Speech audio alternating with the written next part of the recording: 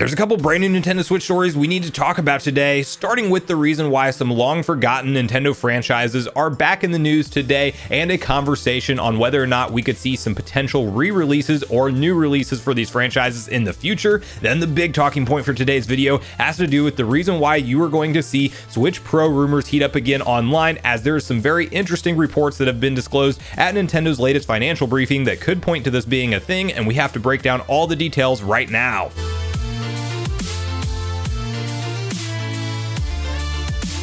What's up, Nation? If it's your first time on the channel, make sure you join Sunbro Nation by subscribing below, hit the like button on this video if you enjoy it today, and make sure you turn on your bell notification icon so you're kept up to date with all the newest gaming news. Now, as I mentioned, guys, we got a couple different stories to unpack today, and we have to kick it off with a conversation around some long forgotten franchises, one of which I'm extremely ready to see a new iteration for, are in the news today because if you're not familiar, Nintendo's latest financial briefing, which was also a big topic of conversation when we were talking about when the Nintendo Direct will hit. Well, they're not going to do it the same week as the financial briefing. They never do that, and they did the day before their financial briefing hit. It just so happened to be, of course, that mini partner showcase that I still think blew away a lot of people in terms of their expectations for, if you compare it to history, what those showcases normally entail. However, there are going to be plenty of reports to come from this financial briefing, as typically when it happens, there is a delay in when we get our articles translated and broken down and kind of the exact what was really said here. But there are a couple tidbits that we have that have popped up so far from the Q&A portion of the investors meeting, where of course the investors themselves get to ask questions directly to the Nintendo board and President Shintaro Furukawa himself, and sometimes there are interesting things said. And today, classic series like F-Zero and Wario Land were asked about, so we have to go over exactly what was said. Let's quickly hop over to VGC and read through their detailed typed up article together. A shareholder asked for a new F-Zero at Nintendo's latest annual meeting. I delivered your enthusiasm directly to Nintendo management. A Nintendo shareholder reportedly asked Nintendo to release a new F-Zero game during its annual general meeting on Tuesday. As reported by N Styles, during the Q&A portion of the meeting, one shareholder asked if the company had plans for new titles or remakes related to past IPs. They then specifically mentioned games by name they'd like to see, including F-Zero, Baten Kaitos, Wario Land, The Frog for Whom the Bell Tolls, Trade and Battle, Card Hero, and some name that I'm not even going to attempt to pronounce, and then Mecha MG. I haven't heard about half of those. I don't know if you guys have. Nintendo's general manager of EPD, Shinya Takahashi, is said to have replied as translated by VGC. Regarding remakes of older titles, we are thinking about a wide range of interesting ways to try new and old things. We received a similar question before. At that time, we happened to have a remake plan, so we discussed it, but there are things I cannot say right now. It's not a remake, but here is some footage of titles for the latter half of this year, Takahashi added, before rolling a video of upcoming games including Xenoblade Chronicles 3 and Splatoon 3. Now then, later in a Twitter thread, it was discovered that that person who asked the question took to Twitter to say the following: I am the one who asked this question. I delivered your enthusiasm directly to Nintendo management. Although the shareholder wasn't able to directly see the board while asking their question, they claimed that Nintendo execs Shigeru Miyamoto and Shinya Takahashi looked happy when I was naming the titles I wanted to see sequels to. Now, clearly, we can't take away any form of confirmation that they have any plans to bring back classic IPs like F-Zero and or Wario Land. It's still fun to entertain the idea that Nintendo knows the broad history of the IPs that they've created over the years, and they kind of get caught up sometimes in their own creativity, with always the reason being if there's not a unique gameplay style or some revolutionary new experience that they can deliver with the IP, they don't see a reason to give some of their franchises another release. And F-Zero is one for me that I feel like you could just drop in on the Switch, even if they want to do an F-Zero GX remake to test the waters and see if there's any fan hype around it, then create a from the ground up experience. It's very different than a Mario Kart. You can't tell me that F-Zero and Mario Kart can't live alongside each other, as they're just different gameplay styles inherently, and I think you can absolutely sell them on the market alongside of each other. And I think you test out things like the online infrastructure that we have now with things like F-Zero GX, the racing and intensity and speed in that game when you're flying past all of the other players. Like, it is an insanely fun game, and one that we're fastly approaching 20 years since we've had a mainline F-Zero release. I know it's probably like 18 years or so since we had that GBA game that came out for the F-Zero franchise, but where are these classic franchises after all these years? Now that we have 100+ million active users on the Nintendo Switch platform, it is the perfect time to bring back some of these franchises that maybe didn't sell so well in the GameCube era, because, you know, the GameCube for its lifetime sold just over 20 million total units, and we are more than 5 times that amount with the Switch, and people are more engaged with the Switch than ever. So it's the time to kind of go back to some of those more niche hardcore franchises that people want to see iterations for, and even things like Wario Land. I would be more than happy to see a stab at something like that on the Nintendo Switch. I was not familiar with many of the other games that were discussed. Of course, a lot of them were probably Japan only exclusive, or even so niche games that they were never on my radar, but I'm all for Nintendo doing the mix hybrid of bringing in brand new IPs and creating new games for the first time, with a mixture of delivering those fan classic games that I think many of us who grew up playing on Nintendo consoles our whole life are ready to see come back in a big way. So here's hoping we see Nintendo bring back some of these long forgotten franchises sooner rather than later. I want to hear from you guys in the comments down below. What franchises, if any, are you most wanting to see Nintendo do another iteration for, whether that be a remake, remaster, or just a straight up new title in the series? So please let me know all your thoughts, feelings, and nostalgia around all things Nintendo and their classic franchises in the comments down below. Now, the other story we're talking about today has to do with that long rumored and elusive Switch Pro console that is so divisive that if you even say the name, half the people want to go straight to the comments and say, I can't believe you're talking about the Switch Pro. Unbelievable. Haven't we been down this road before? And it's like, yes, we have. And also we know that there is a logical timeline for Nintendo to introduce new hardware. And you can say that, you know, yes, there was a big burnout of this story all leading into the OLED model. But I think what people forget is that we did still get a Switch revision. It's not like we're selling only have the base model as the selling option from Nintendo right now. Like, they actually did have some reports that Nintendo had that 7-inch OLED screen, that there was a new model Switch in production that had that Surface style kickstand. And so sometimes reports, when they're interesting enough, are worth paying attention to. Not saying that we are around the corner from exact confirmation and Nintendo's going to go blast it out and say this is the year, or 2023 is the year for the Switch Pro. Clearly they always wait until a tight turnaround time, a few months in advance at the very most, because to be blunt about it, they don't want to cost themselves money and reveal a new model. And anybody who was potentially even thinking about going out there and grabbing that OLED at 350 is like, well, hang on, I'm going to sit back and see what Nintendo has planned for this more powerful hardware revision.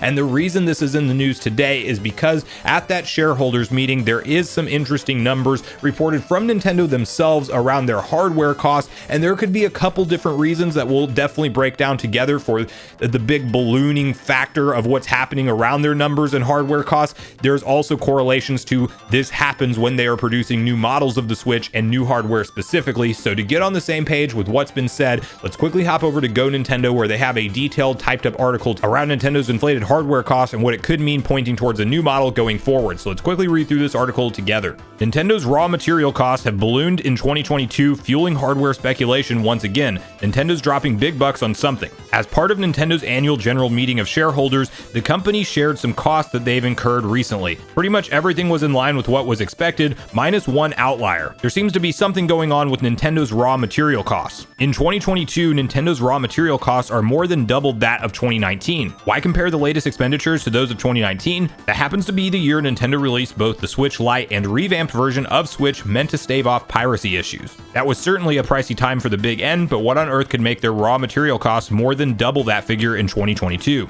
As usual, there's a couple ways of looking at things. This bigger number could point to Nintendo working on some sort of major hardware revamp / release, and that dovetails nicely with Switch Pro rumors. On the flip side of the coin, these expenses could show just how costly raw materials are right now. Numerous companies are having trouble securing materials they need to build hardware, as they are in limited supply. As everyone knows, the less there is of something, the higher the price climbs. Again, all we know for sure is that Nintendo's raw material costs have more than doubled in 2022. We don't have a definitive answer as to why, and unfortunately, we don't think Nintendo is going to explain the situation. So I personally think this is a very interesting talking point for a couple different reasons. Firstly being the fact that 2019 was already an extremely expensive year for Nintendo in terms of their raw material costs, because of things like the Switch Lite and the revamped version 2 of the base model Switch that essentially just stops that piracy trick that was out there for people to be able to easily hack their consoles. And so that had a ton of cost, and we are talking about legitimately double that number in the year of 2022 with no no real acknowledgement or explanation of why the prices are that high. Of course, you do have to have the chip shortage conversation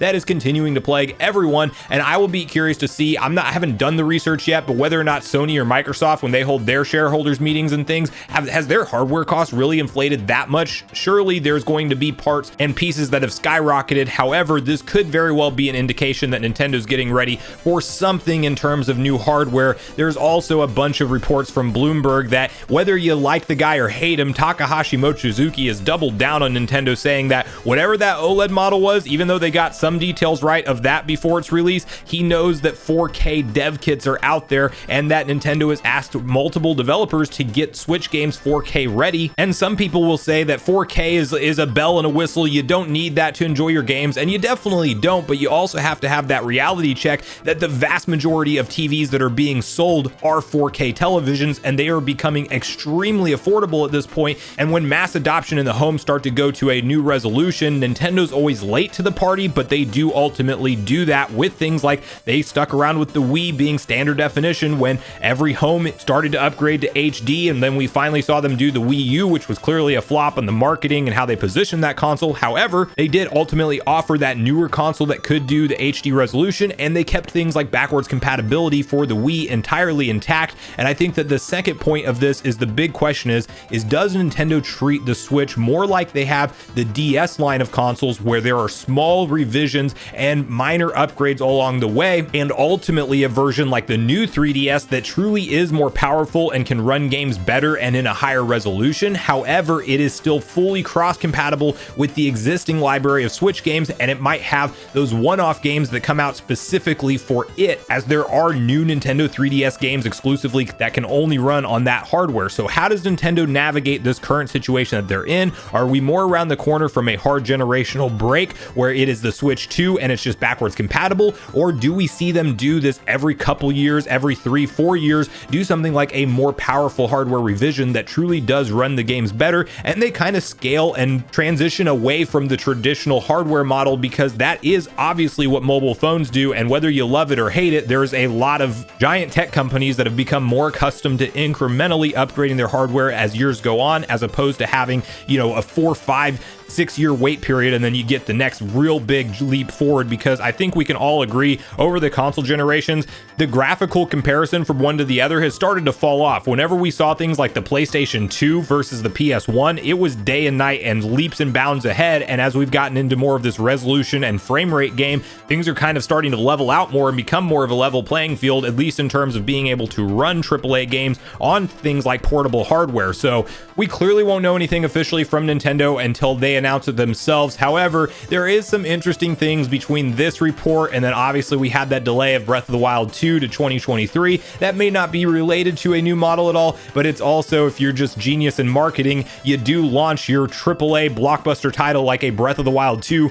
right alongside a brand new model Switch that can run that in 4K docked via DLSS upscaling. Not to mention, we're not even talking about all those Nvidia leaks that hit that show NVM2, which shows that they're working on something in terms of a more powerful Switch processor type component that we don't know what it is. There's a lot of smoke with this thing. Of course, Nintendo, regardless of if it's a Switch Pro or not, is clearly working on what's next, as we are well into the 5th year of the Switch being fully available and sold on the market. So I want to hear from you guys at this point in the video, all your personal thoughts and speculation around whether or not Nintendo does something like a more incremental upgrade path for the Switch console, similar to what they do for the DS and 3DS lines, or do you think they do treat this like a home console and really have no Pro model for the whole life of it, and we just wait a couple more years until we get something like a new Nintendo Switch 2 or some kind of Super Nintendo Switch or some kind of true next gen console, as opposed to it being like a Switch Pro like it's been heavily rumored up to this point. So regardless of your thoughts and feelings on everything we talked about today, I do look forward to hearing from you guys on both the different stories in the comments down below before you leave the video,